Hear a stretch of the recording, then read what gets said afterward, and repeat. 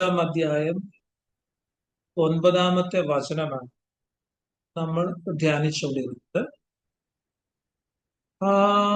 ഇത് വളരെ ഇമ്പോർട്ടൻ്റ് ആയിട്ടുള്ള ഒരു വചനമാണ്. നമ്മൾ ശ്രദ്ധിച്ചാൽ ഒരുപാട് കാര്യങ്ങൾ നമുക്ക് മനസ്സിലാക്കാൻ സാധിക്കും. ബൈബിളിലുള്ള എല്ലാ വചനങ്ങളും വളരെ ഇമ്പോർട്ടൻ്റ് ആണ്. എന്നാൽ ഇതിൽ കൂടുതലായിട്ട് നമ്മുടെ ജീവിതത്തിൽ ദൈവത്തിന്റെ ഉദ്ദേശം എന്താണ് എന്നുള്ള ഒരു സത്യം മനസ്സിലാക്കാൻ സാധിക്കും. കാരണം ഈ വചനം പലരും തെറ്റിദ്ധരിച്ചിട്ടുള്ള ഒരു വചനമാണ്. അതുകൊണ്ടാണ് ഞാൻ ഇത് പറയാൻ കാരണം. 29 വചനം നമ്മൾ വായിച്ചാൽ അപ്പോസ്തലനായ പൗലോസ് പറയുന്നത് ഇങ്ങനെയാണ്: അവൻ, അതായത് പിതാവായ ദൈവം മുന്നറിഞ്ഞവരെ തന്റെ പുത്രൻ അനേകം സഹോദരന്മാരിൽ ആദ്യജാതൻ ആകേണ്ടതിന് അവന്റെ സ്വരൂപത്തോട് അനുരൂപരാകുവാൻ മുൻ നിയമിച്ചിരിക്കുന്നു എന്നാണ് പറയുന്നത്. അതായത്, for those whom he foreknew, he also predestined to be conformed to the image of his son,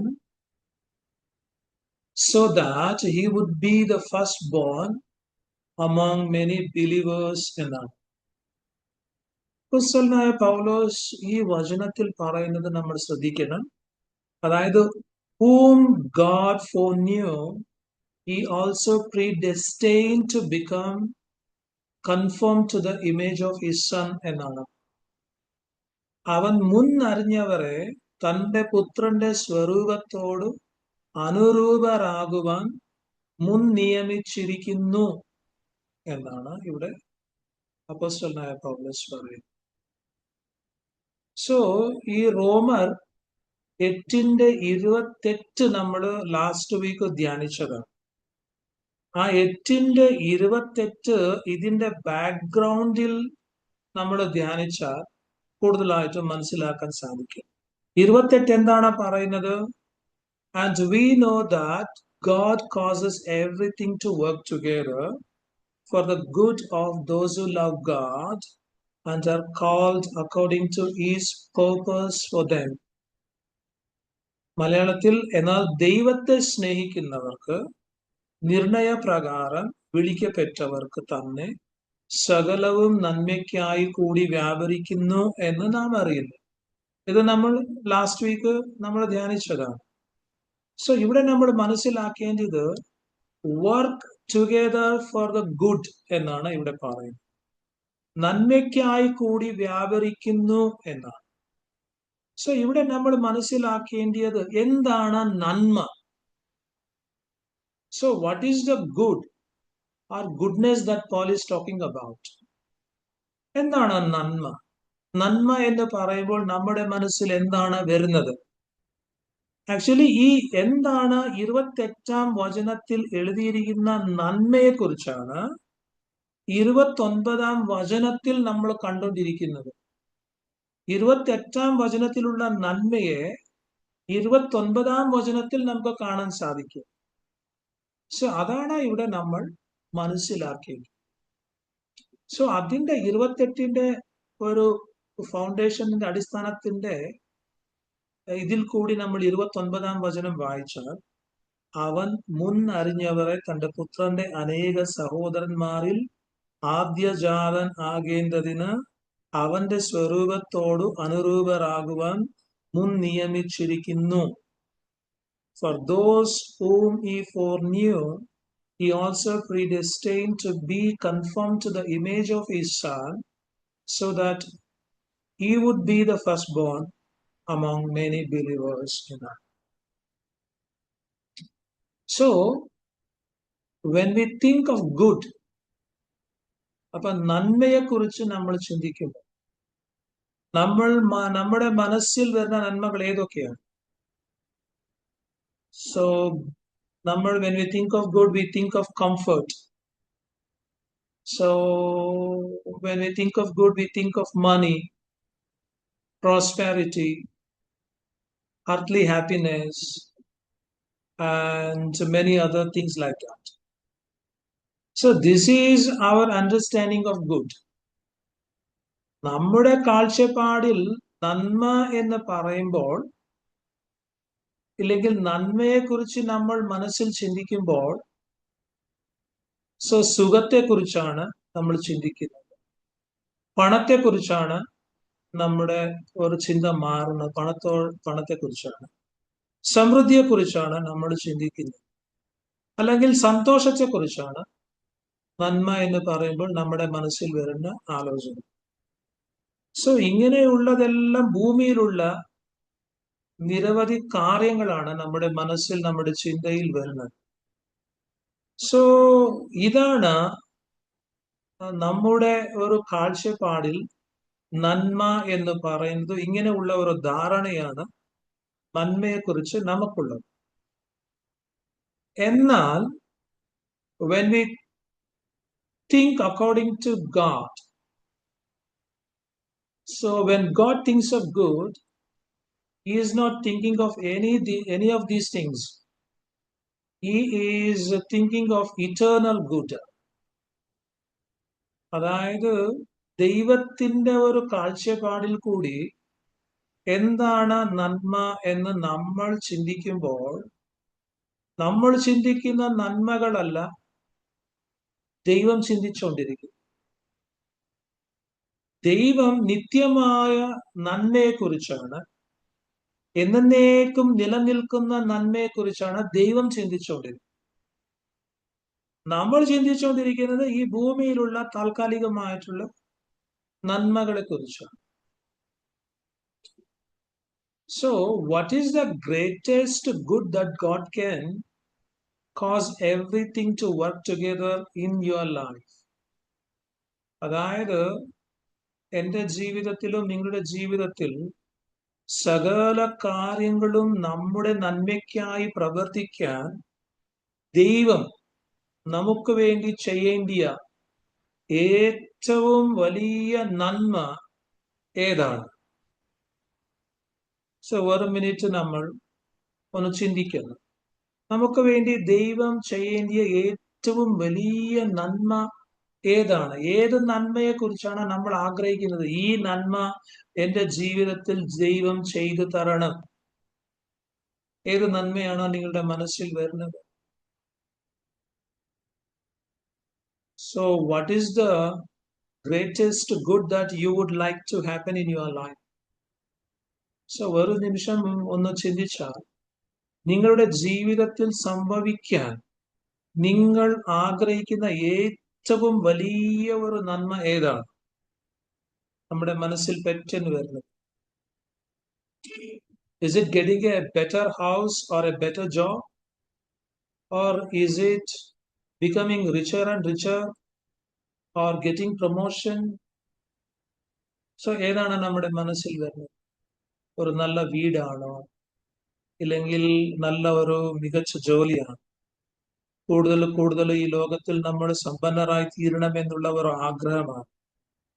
അല്ലെങ്കിൽ നമ്മുടെ ജോലിയിൽ ഒരു പ്രൊമോഷൻ ആണോ നമ്മൾ ആഗ്രഹിച്ചുകൊണ്ടിരിക്കുന്ന നന്മ? ഏതാണ് നമ്മുടെ ഒരു മനസ്സിൽ വരുന്ന നന്മ? ആക്ച്വലി നമ്മുടെ മനസ്സിൽ വരുന്ന നന്മകളെ ഒന്ന് നമ്മൾ ശ്രദ്ധിച്ചു നോക്കിയാൽ, these things are not eternal good. ഇതെല്ലാം നിത്യമായ, ശാശ്വതമായ, എന്നേക്കും നിലനിൽക്കുന്ന നന്മകളൊന്നുമല്ല.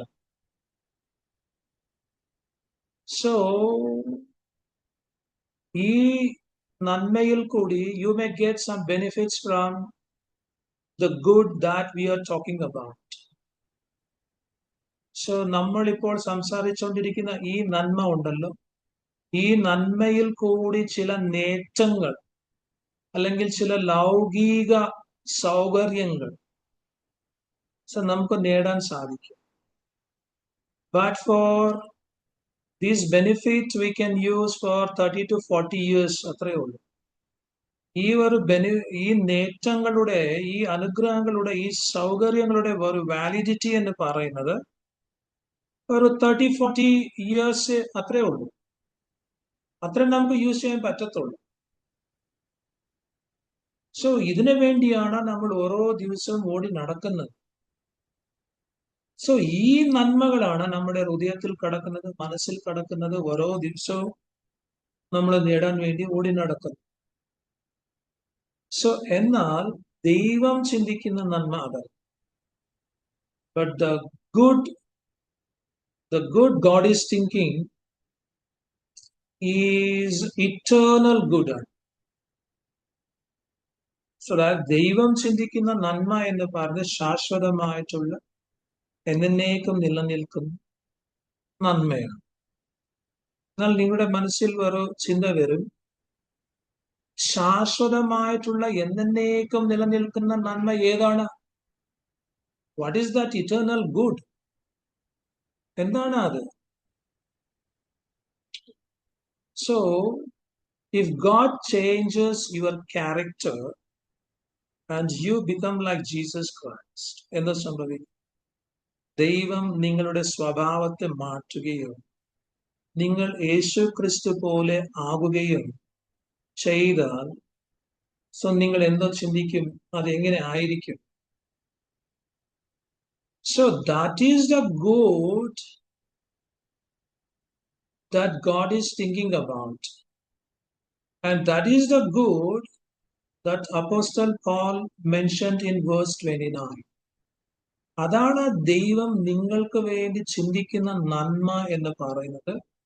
അപ്പോസ്തലനായ പൗലോസ് 29 വചനത്തിൽ സംസാരിച്ചുകൊണ്ടിരിക്കുന്ന, പരാമർശിച്ചുകൊണ്ടിരിക്കുന്ന നന്മ എന്ന് പറയുന്നത് ഇതാണ്. എന്താണ്? So God wants to change your character. So നമ്മുടെ ക്യാരക്ടർ ദൈവം മാറ്റുന്നതിൽ കൂടി, so he wants us to become like Jesus Christ. So നമ്മൾ എല്ലാവരും യേശുവിനെ പോലെ ആയി തീരണം എന്നുള്ളതാണ് ഈ ഇറ്റേണൽ നന്മ എന്ന് പറയുന്നത്, ഇറ്റേണൽ ഗുഡ് എന്ന്. So that is the good God is thinking about. So അതുകൊണ്ട് God causes all things to work together for this good, that we might be conformed to the image of His Son. So എന്താണ് ഇവിടെ പറയുന്നത്? നമ്മൾ അവന്റെ പുത്രന്റെ സ്വരൂപത്തിൽ അനുരൂപരാകേണ്ടതിന് സകലവും നന്മയ്ക്കായി കൂടി വ്യാപരിക്കുന്നു എന്നാണ് അപ്പോസ്തലനായ പൗലോസ് പറയുന്നത്. അല്ലെങ്കിൽ God will work all things together for the achievement of this good. ദൈവം സകലവും നമ്മുടെ ഈ നന്മയ്ക്കായി വ്യാപരിക്കത്തക്ക വിധത്തിലാണ് ദൈവം നമ്മുടെ ജീവിതത്തിൽ പ്രവർത്തിക്കും. സോ ഫോർ എക്സാമ്പിൾ, യേശു ക്രിസ്തുവിനെ നോക്കിയാൽ നമ്മൾ യേശു ക്രിസ്തുവിന്റെ സ്വരൂപത്തോട് അനുരൂപരാകുവാൻ വേണ്ടിയാണ് ദൈവം ആഗ്രഹിക്കുന്നത്. But when you think about Jesus Christ, Jesus was not the richest man ever lived on this earth, but he was the happiest person. So ഭൂമിയിൽ ജീവിച്ചവരിൽ ഏറ്റവും ധനികനായ മനുഷ്യൻ യേശു ക്രിസ്തു ആയിരുന്നില്ല. പക്ഷേ യേശു ക്രിസ്തു ഏറ്റവും സന്തുഷ്ടനായ മനുഷ്യനായി ഈ ഭൂമിയിൽ ജീവിച്ച ഒരു വ്യക്തിയായിരുന്നു. യേശു ക്രിസ്തുവിന്റെ ഒരു ക്യാരക്ടറിനെ കുറിച്ചാണ് നാം ഡിസ്കസ് ചെയ്യുന്നത്. Jesus was not the one who had very comfortable life on this earth, but he had lot of suffering. So യേശു ക്രിസ്തു ഈ ലോകത്തിൽ ഒരു സുഖകരമായിട്ടുള്ള ഒരു ജീവിതം ജീവിച്ച വ്യക്തി ആയിരുന്നില്ല. എന്നാൽ യേശുവിന് ധാരാളം കഷ്ടപ്പാടുകളും പ്രയാസങ്ങളും ഉണ്ടായിരുന്നു.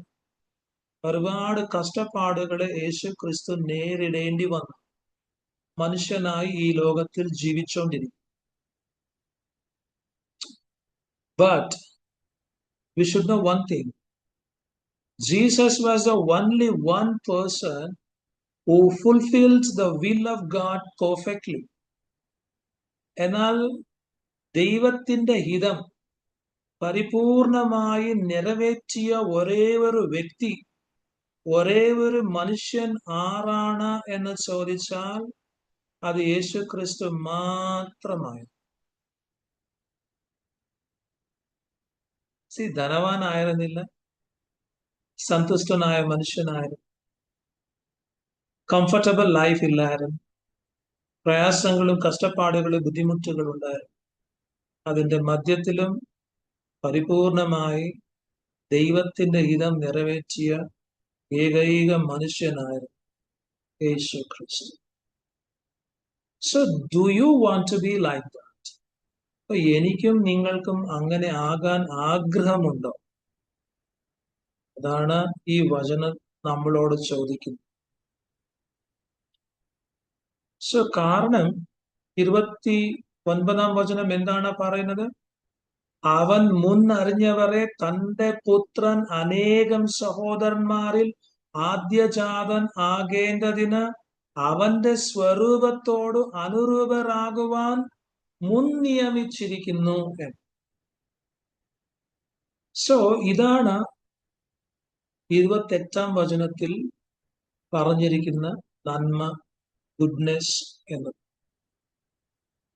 But today, lot of Christians say that they want to be like Jesus Christ, but they don't want Christ poverty.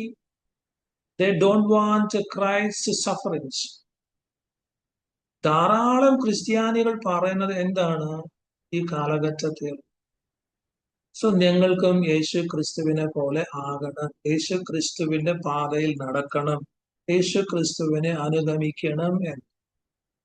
എന്നാൽ അവർക്ക് ക്രിസ്തുവിന്റെ ദാരിദ്ര്യമോ ക്രിസ്തുവിന്റെ കഷ്ടപ്പാടുകളോ അവർക്ക് വേണ്ട. സോ ഇതാണ് ഇന്നത്തെ ക്രിസ്ത്യാനി. They want to be like Jesus Christ in character without the suffering of Christ. ക്രിസ്തുവിന്റെ കഷ്ടപ്പാടുകൾ അനുഭവിക്കാതെ സ്വഭാവത്തിൽ യേശു ക്രിസ്തുവിനെ പോലെ ആകാൻ അവർ ആഗ്രഹിക്കുന്നു. So how it is possible? അത് സാധ്യമാകുമോ? അതെങ്ങനെ സാധ്യമാകും? ഇപ്പൊ ദൈവം നമ്മെ മുൻ നിയമിച്ചിരിക്കുന്ന എന്തിനു വേണ്ടിയാണ്? ക്രിസ്തുവിന്റെ സ്വരൂപത്തോട് അനുരൂപരാകാൻ വേണ്ടിയാണ്. ക്രിസ്തുവിന്റെ സ്വരൂപത്തോട് അനുരൂപരാകണമെങ്കിൽ then we have to go through the poverty of Jesus Christ and the sufferings of Jesus Christ. അതില്ലാതെ നമുക്ക് ക്രിസ്തുവിന്റെ സാരൂപ്യത്തോട് അനുരൂപരാകുവാൻ is highly impossible. So it is impossible to conform to the image of Christ without his sufferings and without his poverty. ക്രിസ്തുവിന്റെ കഷ്ടപ്പാടുകൾ അനുഭവിക്കാതെ അവന്റെ സ്വഭാവത്തിൽ അനുരൂപരാകുന്നത് അസാധ്യമായിട്ടുള്ള ഒരു കാര്യമാണ്. അതുകൊണ്ട് God is going to cause everything to work together for good, so that we could become like Christ in our character and in our life. So നമ്മുടെ സ്വഭാവത്തിലും നമ്മുടെ ജീവിതത്തിലും നമുക്ക് ക്രിസ്തുവിനെ പോലെ ക്രിസ്തുവിന്റെ സ്വഭാവത്തിൽ അനുരൂപരാകാൻ ദൈവം നമ്മുടെ ജീവിതത്തിൽ സംഭവിക്കുന്ന സകല കാര്യങ്ങളിലും ദൈവം പ്രവർത്തിക്കും. അപ്പൊ നമ്മുടെ ജീവിതത്തിൽ സംഭവിക്കുന്ന സകല കാര്യങ്ങൾ എന്ന് പറയുമ്പോൾ നല്ലതായിട്ടുള്ളതായാലും തീയതായിട്ടുള്ളതായാലും സകല കാര്യങ്ങളിലും ദൈവം പ്രവർത്തിക്കും. എന്തിനു വേണ്ടിയാണ് ദൈവം പ്രവർത്തിക്കുന്നത്? സോ നമ്മുടെ ജീവിതത്തിൽ ക്രിസ്തുവിന്റെ സ്വഭാവത്തോട് അനുരൂപരാകുവാൻ വേണ്ടി ദൈവം പ്രവർത്തിക്കും.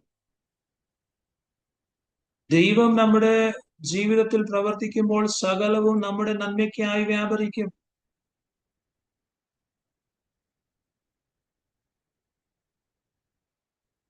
If that is to be fulfilled in our life, then we have to taste his sufferings. അത് നമ്മുടെ ജീവിതത്തിൽ നിറവേറണമെങ്കിൽ നാം ക്രിസ്തുവിന്റെ സാരൂപ്യത്തോട് അനുരൂപരാകണമെങ്കിൽ നാം അവന്റെ കഷ്ടപ്പാടുകൾ ആസ്വാദിക്കണം.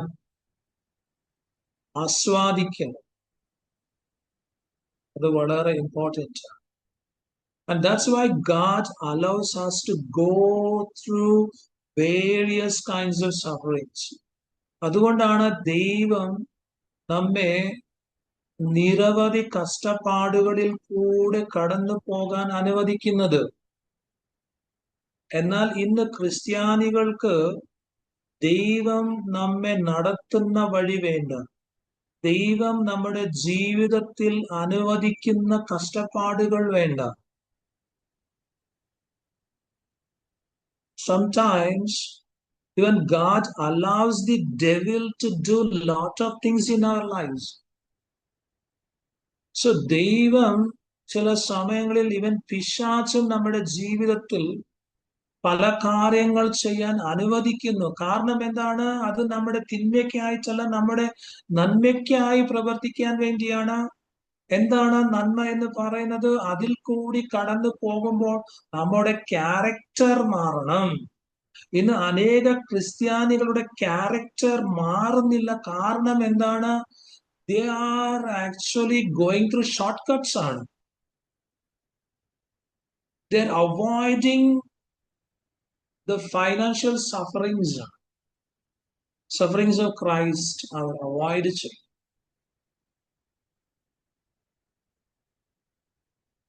സോ നമ്മൾ എപ്പോൾ ഈ സഫറിങ്സ്, ഈ ഫൈനാൻഷ്യൽ സ്ട്രഗിൾസ്, പോവർട്ടി നമ്മൾ അവോയ്ഡ് ചെയ്യുന്നു, കഷ്ടപ്പാടുകൾ, പ്രയാസങ്ങൾ നമ്മൾ അവോയ്ഡ് ചെയ്യുന്നു, നമ്മുടെ ക്യാരക്ടർ ഒരിക്കലും മാറത്തില്ല.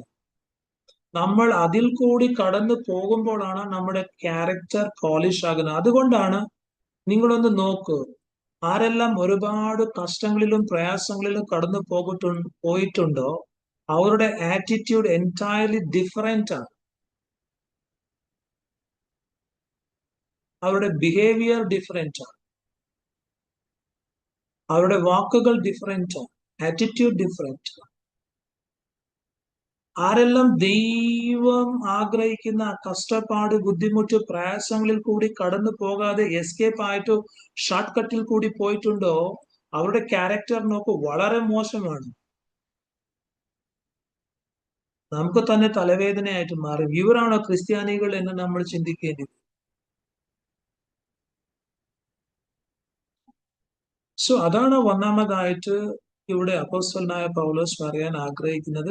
28-ാം വചനത്തിൽ എഴുതിയിരിക്കുന്ന നന്മ എന്താണ് എന്ന് ചോദിച്ചാൽ, ഒന്നാമതായിട്ട് സോ നമ്മൾ ക്രിസ്തുവിന്റെ സാരൂപ്യത്തോട് അനുരൂപരാകണം.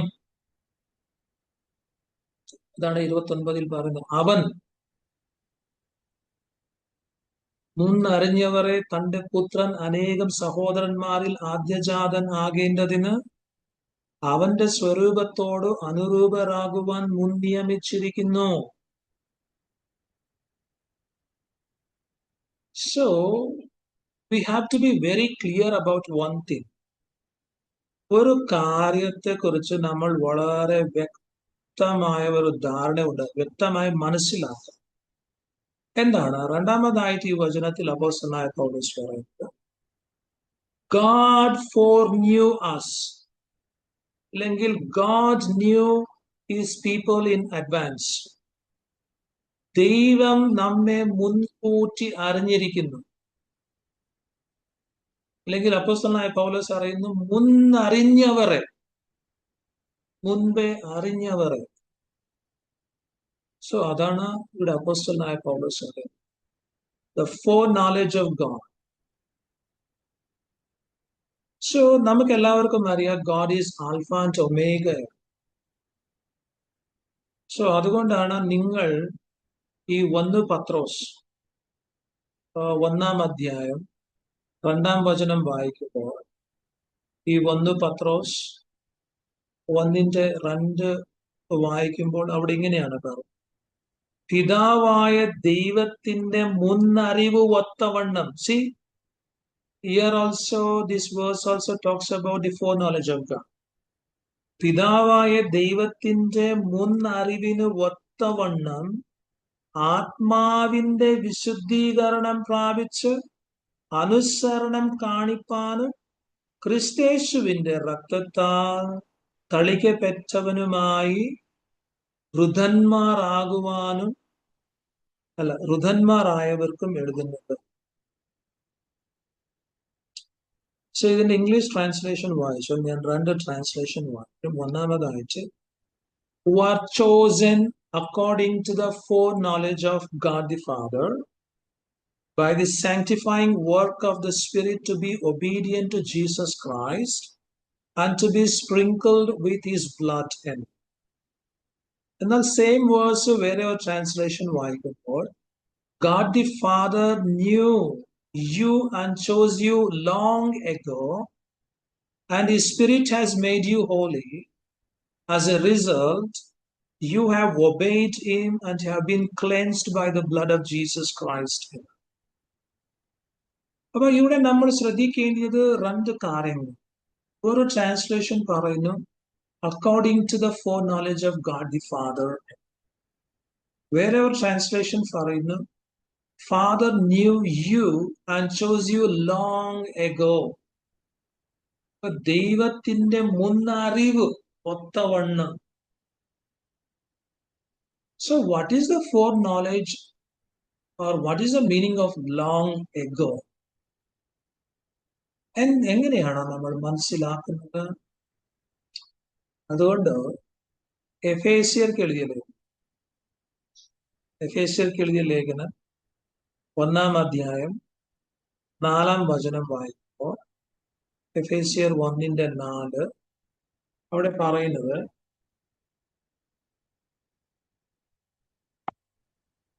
നാം ദൈവസന്നിധിയിൽ വിശുദ്ധരും നിഷ്കളങ്കരും ആകേണ്ടതിന് അവൻ ലോകസ്ഥാപനത്തിനു മുൻപേ നമ്മെ അവനിൽ തിരഞ്ഞെടുക്കുകയും എന്നാണ് പറയുന്നത്. ഈ ഫോർ നോളജ് ഇല്ലെങ്കിൽ ലോങ് എഗോ എന്ന് പറയുമ്പോൾ, എഫേസ്യർക്ക് എഴുതിയ ലേഖനത്തിൽ പറയുന്നത് ലോകസ്ഥാപനത്തിനു മുൻപേ എന്നാണ്. He chosen us in Christ before the foundation of the world, so that we would be holy and blameless in his sight എന്നാണ്. But ഈ foreknowledge or long ago talks about the time before the foundation of the world. ലോകസ്ഥാപനത്തിന് മുൻപുള്ള കാലത്തെയാണ് ഇത് സൂചിപ്പിക്കുന്നത്. So before the foundation of the world, he knew the end of the world. ലോകസ്ഥാപനത്തിന് മുൻപ് തന്നെ ലോകം എങ്ങനെ അവസാനിക്കും എന്ന് ദൈവം അറിഞ്ഞ വ്യക്തിയാണ്. അതാണ് ദൈവത്തിന്റെ ഫോർ നോളേജ് എന്ന് പറയുന്നത്. അപ്പൊ ലോകം സ്ഥാപിക്കുന്നതിന് മുൻപ് തന്നെ ലോകത്തിന്റെ അവസാനം അറിഞ്ഞ ദൈവമാണ്. അത്ര അറിവുള്ള ദൈവമാണ്. The Lord God, who has such a great foreknowledge, knew my future in advance. അപ്പൊ ഇത്രയും വലിയ മുന്നറിവുള്ള ദൈവമായ കർത്താവ് എന്റെ ഭാവിയെ മുൻകൂട്ടി കണ്ടിരുന്നു. ഇത് നമ്മൾ മനസ്സിലാക്കണം. സോ എപ്പോഴാണ് എന്റെ ഭാവിയെ മുൻകൂട്ടി അറിഞ്ഞത് ദൈവം? ലോകസ്ഥാപനത്തിന് മുൻപാണ്. ഇപ്പൊ ലോകസ്ഥാപനത്തിന് മുൻപ് ഞാൻ എവിടെയായിരുന്നു? അപ്പൊ നമ്മൾ മനസ്സിലാക്കണം, എന്റെ ഫ്യൂച്ചർ എന്ന് പറയുന്നത് ദൈവത്തിന് പാസ്റ്റ് ആണ്. അപ്പൊ എന്റെ നാളെ എന്താണ് എന്റെ ജീവിതത്തിൽ സംഭവിക്കാൻ പോകുന്നത്? ദൈവത്തിന്റെ സമയത്തിന്റെ ദൈവത്തിന്റെ കാലണ്ടറിൽ ആൾറെഡി കഴിഞ്ഞു പോയ ഒരു സംഭവമാണ്. അതാണ് ഫോർ നോളേജ് എന്ന് പറയുമ്പോൾ നമ്മൾ മനസ്സിലാക്കേണ്ടത്. ഇപ്പൊ ദൈവം മുൻപേ അറിഞ്ഞു. എന്താണ് എന്നെക്കുറിച്ചും നിങ്ങളെക്കുറിച്ചും ദൈവം മുൻപേ അറിഞ്ഞത്? So he knew that one day you would respond to the claims of the gospel and surrender your life to Christ. അതായത് ഒരു ദിവസം ഞാനും നിങ്ങളും സുവിശേഷം കേട്ടിട്ട് ആ സുവിശേഷത്തിന്റെ സത്യത്തിൽ നമ്മൾ വിശ്വസിക്കുമെന്ന്, ആ വിശ്വാസം കൊണ്ട് നമ്മുടെ ജീവിതം ക്രിസ്തുവിന്റെ കരങ്ങളിൽ സമർപ്പിക്കും എന്ന് ദൈവം ലോകസ്ഥാപനത്തിനു മുൻപേ അറിഞ്ഞിരുന്നു. അതാണ് ഫോർ നോളേജ് എന്ന് പറയുന്നത്. അല്ലെങ്കിൽ ഈ വചനത്തിൽ പറയുന്നത് പോലെ, and because he foreknew, he also predestined you. അവൻ നിങ്ങളെ മുൻകൂട്ടി അറിഞ്ഞതുകൊണ്ട് അവൻ നിങ്ങളെ മുൻ നിയമിച്ചിരിക്കുന്നു എന്നാണ്. Predestined. So predestined means he determined a destiny for you, a destination. അതാണ് predestination എന്ന് പറയുന്നത്. മുൻ നിയമിച്ചിരിക്കുന്നു എന്ന് പറയുമ്പോൾ അതിന്റെ അർത്ഥം അവൻ നിങ്ങൾക്കായി ഒരു ലക്ഷ്യസ്ഥാനം നിശ്ചയിച്ചിരിക്കുന്നു. ഡെസ്റ്റിനേഷൻ ദൈവം നിങ്ങൾക്കായി ഒരു ഡെസ്റ്റിനേഷൻ ദൈവം നിശ്ചയിച്ചിരിക്കുന്നു എന്നാണ് അതിന്റെ അർത്ഥം. അതാണ് ദൈവത്തിന്റെ four knowledge.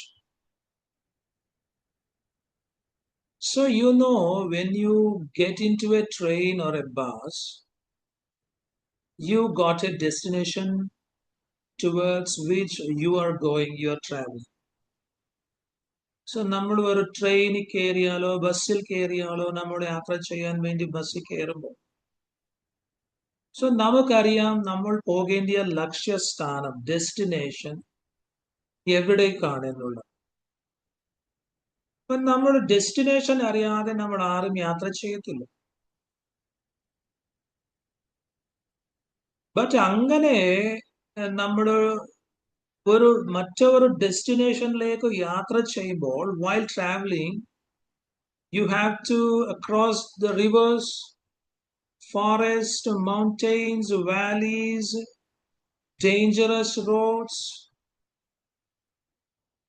but you finally reach the destination. So നമ്മൾ ഇങ്ങനെ യാത്ര ചെയ്യുമ്പോൾ നമ്മൾ നദികൾ നേരിടേണ്ടി വരും, വനം നേരിടേണ്ടി വരും, മലകൾ, താഴ്വരകൾ, അപകടമായിട്ടുള്ള റോഡുകൾ, കുഴികൾ, ഇവയെല്ലാം നമ്മൾ നേരിടേണ്ടി വരും. കാരണം ഇവയിൽ കൂടിയാണ് നമ്മൾ യാത്ര ചെയ്യുന്നത്. എന്നാൽ ഇവയിൽ കൂടി നമ്മൾ യാത്ര ചെയ്തിട്ട് എവിടെയാണ് അവസാനം? നമ്മുടെ ലക്ഷ്യത്തിലേക്കാണ് നമ്മൾ എത്തുന്നത്. We reach our destination. So when the Bible says predestined or predestination, that means God has determined a destination for you. So Bible മുൻ നിയമിച്ചിരിക്കുന്നു എന്ന് പറയുമ്പോൾ ദൈവം നിങ്ങൾക്കായി ഒരു ലക്ഷ്യസ്ഥാനം നിശ്ചയിച്ചിട്ടുണ്ട് എന്നാണ് അതിന്റെ അർത്ഥം. എന്നാൽ ഒരു ചോദ്യം, വാട്ട് ഈസ് ദ ഡെസ്റ്റിനേഷൻ? ദൈവം മുൻ നിയമിച്ചിരിക്കുന്ന ലക്ഷ്യസ്ഥാനം എന്താണ്? നമ്മൾ അത് മനസ്സിലാക്കിയിട്ടുണ്ടോ? സോ നമ്മുടെ ലക്ഷ്യസ്ഥാനം, ഡെസ്റ്റിനേഷൻ മനസ്സിലാക്കിയിട്ടാണോ നമ്മൾ ഈ ലോകത്തിൽ യാത്ര ചെയ്തുകൊണ്ടിരിക്കുന്നത്? വാട്ട് ഈസ് ദ ഡെസ്റ്റിനേഷൻ എന്ന് ചോദിച്ചാൽ, the destination is that before you leave this earth, you might become like Jesus Christ. ഈ ഭൂമിയിൽ നിന്ന് മാറ്റപ്പെടുന്നതിന് മുൻപ് നിങ്ങൾ യേശു ക്രിസ്തുവിനെ പോലെയാകണം എന്നുള്ളതാണ് ലക്ഷ്യം. അതാണ് ഡെസ്റ്റിനേഷൻ. ആ ഡെസ്റ്റിനേഷൻ റീച്ച് ചെയ്യാൻ വേണ്ടിയാണ് ദൈവം predestined you, മുൻ നിയമിച്ചിരിക്കുന്നത്. That is called predestination. So he predestined that you should conform to the likeness of Jesus Christ.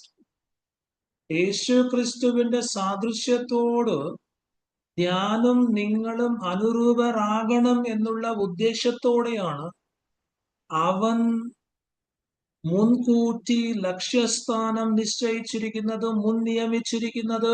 അതിനുവേണ്ടിയാണ് ക്രിസ്തുവിൽ നമ്മെ ലോകസ്ഥാപനത്തിന് മുമ്പേ നമ്മെ തെരഞ്ഞെടുത്തത്.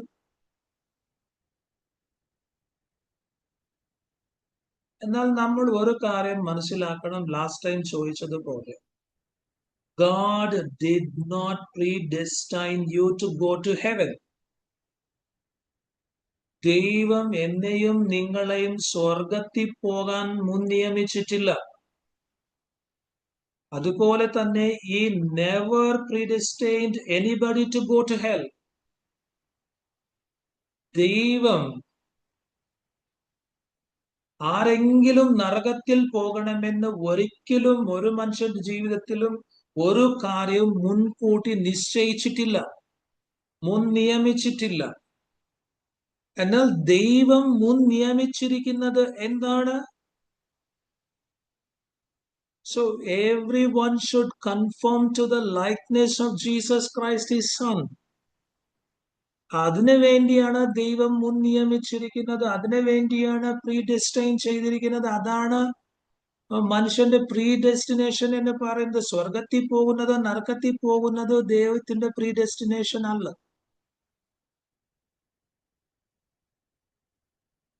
അതാണ് എഫേസ്യർക്ക് എഴുതിയ ലേഖനം 1-ാം അധ്യായം 3 മുതലുള്ള വചനങ്ങൾ വായിക്കുമ്പോൾ എന്താണ് അവിടെ പറയുന്നത്? എന്താണ് ദൈവത്തിന്റെ പ്രീഡെസ്റ്റിനേഷൻ എന്ന് പറയുന്നത്? എഫേസ്യർ 1:3 മുതൽ നമ്മൾ വായിച്ച, നാം തന്റെ സന്നിധിയിൽ വിശുദ്ധരും നിഷ്കളങ്കരും ആകേണ്ടതിന് അവൻ ലോകസ്ഥാപനത്തിനു മുമ്പേ നമ്മെ യേശു ക്രിസ്തുവിൽ തിരഞ്ഞെടുക്കുകയും തിരുഹിതത്തിന്റെ പ്രസാദപ്രകാരം യേശു ക്രിസ്തു മുഖാന്തരം നമ്മെ ദത്തെടുക്കേണ്ടതിന് അവൻ പ്രിയനായവനിൽ നമുക്ക് സൗജന്യമായി നൽകിയ തന്റെ കൃപാ മഹത്വത്തിന്റെ പുകഴ്ചയ്ക്കായി സ്നേഹത്തിൽ നമ്മെ മുൻ നിയമിക്കുകയും ചെയ്തു. See, again predestination is come. അപ്പൊ അതിന്റെ ഇംഗ്ലീഷ് ട്രാൻസ്ലേഷൻ എന്ന് പറയും. ഇവിടെ നമ്മൾ വായിക്കും, just as he chose us in Christ before the foundation of the world, so that we would be holy and blameless in his sight.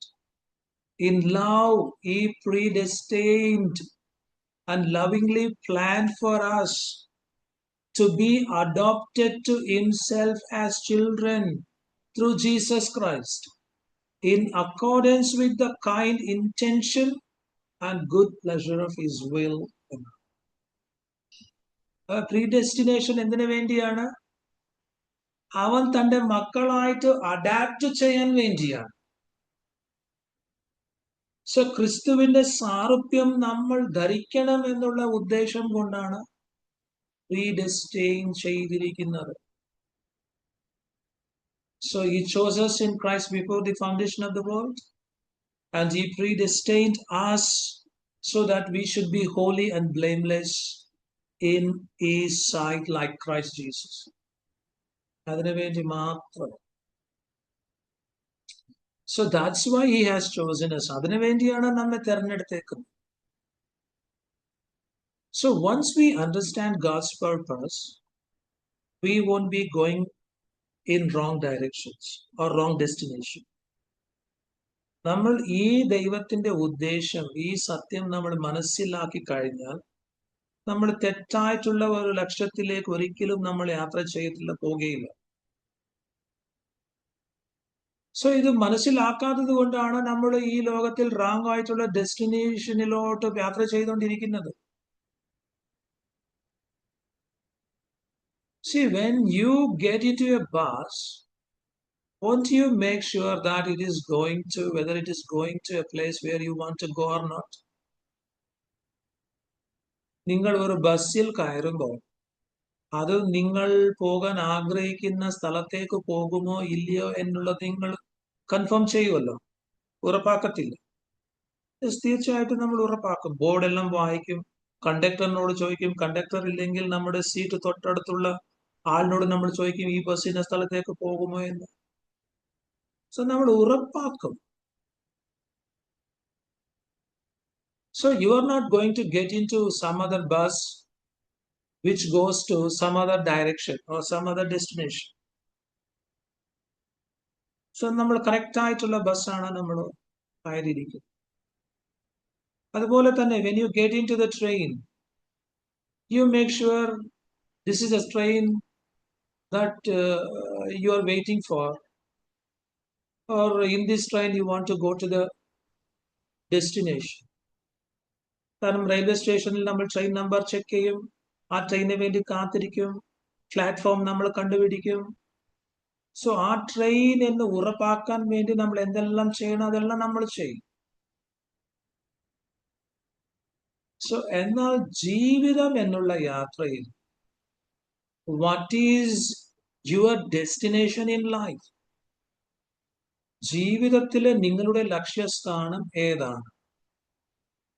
അത് ഉറപ്പാക്കിയിട്ടുണ്ടോ എന്നുള്ളതാണ് ചോദ്യം. As A Christian, what is your ultimate goal? ഒരു ക്രിസ്ത്യാനി എന്ന നിലയിൽ നിങ്ങളുടെ ആത്യന്തിക ലക്ഷ്യസ്ഥാനം ഏതാണ്? അത് വളരെ വളരെ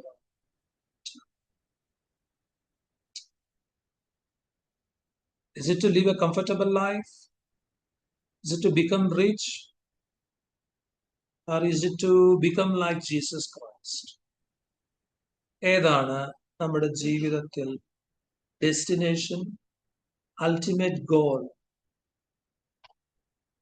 So if your goal is same as God's goal, then God will make every single thing work towards that purpose.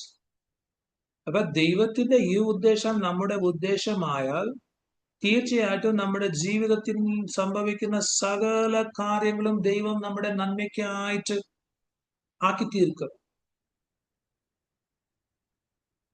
അല്ലെങ്കിൽ നമ്മുടെ ഉദ്ദേശം വേറെയാണ്, ദൈവത്തിന്റെ ഉദ്ദേശം വേറെയാണ്. എങ്ങനെയാണ് നമ്മുടെ ജീവിതത്തിൽ സംഭവിക്കുന്ന സകല കാര്യങ്ങളും നമുക്ക് നന്മയായിട്ട് മാറുന്നത്?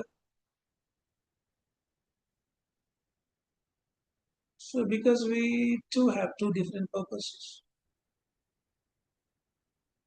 മൂന്നാമതായിട്ട് നമ്മുടെ ഈ വചനത്തിൽ കൂടി മനസ്സിലാക്കിയത് 29 വചനമായി, അവൻ മുന്നറിഞ്ഞവരെ തന്റെ പുത്രൻ അനേകം സഹോദരന്മാരിൽ ആദ്യജാതനാകേണ്ടതിന് അവന്റെ സ്വരൂപത്തോട് അനുരൂപരാകുവാൻ മുൻനിയമിച്ചിരിക്കുന്നു എന്നാണ്.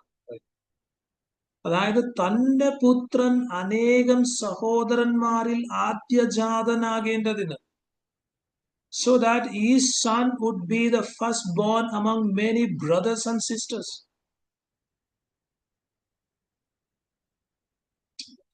That means Christ is going to be our elder brother for all eternity in heaven. അതായത് സ്വർഗത്തിൽ എന്നേക്കും യേശു ക്രിസ്തു നമ്മുടെ ജ്യേഷ്ഠ അല്ലെങ്കിൽ മൂത്ത സഹോദരനായിരിക്കും. So that is why he became like us. So അതുകൊണ്ടാണ് അവൻ നമ്മളെ പോലെ ആയി തീർന്നത്, മനുഷ്യാവതാരം എടുത്തത്, ജഡം ധരിച്ചത്. ഇത് ഒരു അമേസിംഗ് ആയിട്ടുള്ള അത്ഭുതകരമായിട്ടുള്ള ഒരു പ്രിവിലേജാണ് നമുക്ക് കിട്ടിയേക്കുന്നത്. കാരണം Jesus might be the eldest among many brothers and sisters, and we are younger brothers and sisters of Jesus Christ. അപ്പൊ അനേകം സഹോദരി സഹോദരന്മാരിൽ യേശു ക്രിസ്തു ആദ്യജാതൻ ആയതുകൊണ്ട്, മൂത്തപുത്രൻ ആയതുകൊണ്ട് നമ്മൾ യേശു ക്രിസ്തുവിന്റെ ഇളയ സഹോദരി സഹോദരന്മാരായി തീർന്നു. സോ അതാണ് അഡോപ്ഷൻ എന്ന് പറയുന്നത്. ദൈവം, പിതാവായ ദൈവം യേശു ക്രിസ്തുവിന്റെ പിതാവായ ദൈവം യേശു ക്രിസ്തുവിനെ എങ്ങനെ പുത്രനായിട്ട് സ്വീകരിച്ചിട്ടുണ്ടോ അതുപോലെ തന്നെ ഈ പിതാവായ ദൈവം നമ്മളെയും അഡോപ്റ്റ് ചെയ്തിട്ടുണ്ട്. ഈ അഡോപ്ഷൻ എന്താണെന്ന് നമ്മൾ ആൾറെഡി പഠിച്ചതാണ്. So you are adopted into his family. I am adopted into his family. So because we are adopted, യേശു ക്രിസ്തു ഇപ്പൊ എന്റെ എൽഡർ ബ്രദറാണ്. യേശു ക്രിസ്തു നിങ്ങളുടെ എൽഡർ ബ്രദറാണ്. യേശു ക്രിസ്തു നമ്മുടെ ബ്രദർ ആയതുകൊണ്ട് യേശു ക്രിസ്തുവിന്റെ പിതാവും എന്റെ പിതാവാണ്. സോ അതുകൊണ്ടാണ് യേശു ക്രിസ്തു പറഞ്ഞു, പിതാവ് എന്നെ സ്നേഹിക്കുന്നത് പോലെ തന്നെ നിങ്ങളെയും സ്നേഹിക്കും.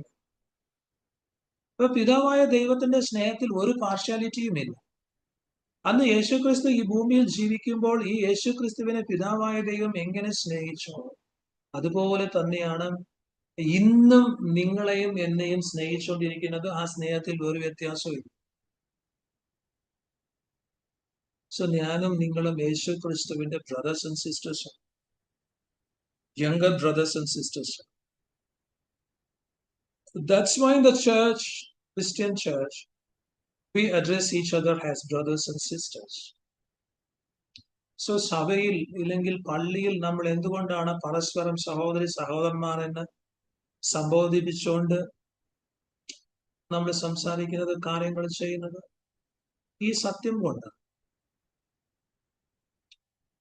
So once you see the glory of this title, then you will find no any other title greater than brothers and sisters of Jesus Christ. അതായത് ഈ ടൈറ്റിൽ ഉണ്ട്, ഈ പദവി ഉണ്ടല്ലോ, ഈ പദവിയുടെ ഈ ടൈറ്റിലിന്റെ മഹത്വം ഒരിക്കൽ നമ്മൾ മനസ്സിലാക്കേണ്ടിയ രീതിയിൽ നമ്മൾ മനസ്സിലാക്കി, പിന്നെ ഇതിനെക്കാട്ടിലും വലുതായ മറ്റൊരു ടൈറ്റിൽ, ഒരു പദവി നിങ്ങൾക്ക് ഈ ലോകത്തിൽ കണ്ടെത്താനാണ്. See, in Christendom, there are many titles. ഈ ക്രൈസ്തവ ലോകത്തിലുണ്ടല്ലോ, ആത്മീയ ലോകത്തിൽ ക്രൈസ്തവരുടെ മധ്യത്തിൽ നിരവധി ടൈറ്റിൽസ് ഒക്കെ. എന്താണ്? റെവറൻഡ് എന്നുണ്ട്, റൈറ്റ് റെവറൻഡ് എന്നുണ്ട്, ഉപദേശി എന്നുണ്ട്, വികാർ എന്നുണ്ട്, വികാരി ജനറൽസ് ഉണ്ട്, ബിഷപ്സ് ഉണ്ട്, കാർഡിനൽസ് ഉണ്ട്, പോപ്സ് ഉണ്ട്. ഇതെല്ലാം ഇവരുടെ ടൈറ്റിൽസ് ആണ്. But these titles are not greater than the title of younger brother and sister of Jesus Christ. എന്നാൽ ഈ ടൈറ്റിൽസ് ക്രിസ്തേശുവിന്റെ സഹോദരൻ സഹോദരി എന്ന ടൈറ്റിൽസിനെ കാട്ടിലും വലുതല്ല കമ്പയർ ചെയ്ത് നോക്കും. So this is our calling ആണ്, ഇത് നമ്മുടെ വിളിയാണ്. So what is our calling? So we are called to be the brothers and sisters, younger brothers and sisters of Jesus Christ. This is our privilege. This is our privilege to become the younger brothers and sisters of Jesus Christ. യേശു ക്രിസ്തുവിന്റെ ഇളയ സഹോദരി സഹോദരന്മാർ ആകാനുള്ള ഒരു വിളിയാണ്.